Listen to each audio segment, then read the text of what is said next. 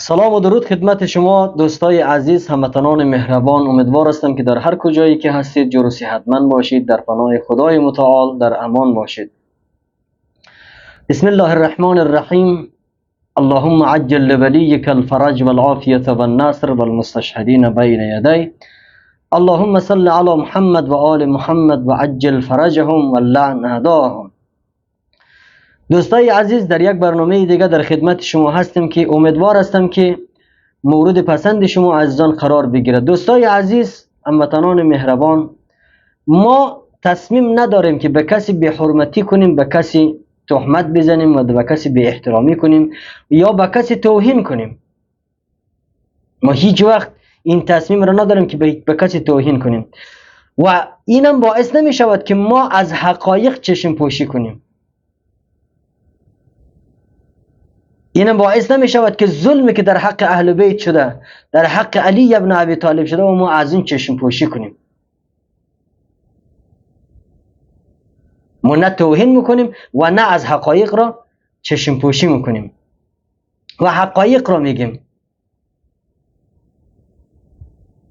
قرآن برای ما حجت است. ما از قرآن میگیم و هر کسی که میخواد قبول کنه و هر کسی میخواد قبول نکنه، اون دیگه به خود شما بستگی دارد. سوره احزاب آیه 53.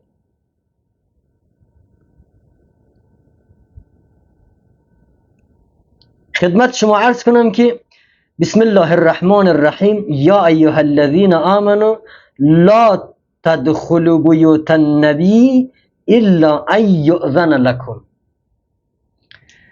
ای کسانی که ایمان آورده اید، به خانه پیغمبر وارد نشوید مگر اون که بر شما اجازه داده شود. به خانه پیغمبر وارد نشوید مگر اون که بر شما اجازه داده شود. قرآن میگه. برید قرآن را باز کنید، بخوانید از قرآن. عمر و ابوبکر نه تنها غاصب حق ولایت امیر المؤمنین علی ابن ابی طالب هست، بلکه اونها در زمین در جای غصبی دفن هست. قرآن میگه بدون اجازه وارد خانه پیغمبر نشوید. ما از تمام شما اهل سنت سوال من این هست: آیا شما ابوبکر و عمر را در کنار پیغمبر در خانه پیغمبر دفن کردید؟ شما از کی اجازه گرفتید؟ کی به شما اجازه داده است که ابوبکر و عمر را در کنار پیغمبر و در خانه پیغمبر دفن کنید؟ کی به شما اجازه داده؟ از کی اجازه گرفتید شما؟ از کی اجازه گرفتید؟ پیغمبر اسلام امیر المؤمنین را وارث و وصی خود قرار داده بود و وصی برحق و وارث برحق نبی مکرم اسلام زهرای مرضیه است و شما از وارث پیغمبر اجازه نگرفتید که هیچی. شما وارث پیغمبر را به شهادت رساندید.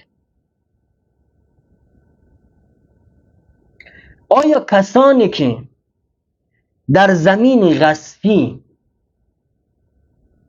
دفن باشد و کسانی که حق ولایت امیر المؤمنین علی ابن ابی طالب را غصب کند، آیا غاصبان می شود به اونها خلیفه مسلمین گفت؟ به غاصبان می شود خلیفه مسلمین گفت؟ همچون چیزی وجود ندارد. کسی که غاصب باشد اون اصلا در اسلام اصلا جایی ندارد و از اسلام خارج است. تمام شما برید بگردید خودتون از کتابای خودتون، وقتی که عمر و ابوبکر رو در خانه پیغمبر دفن کرده از کی اجازه گرفته و اونها در جای غصبی دفن هست. خدا نگهدار.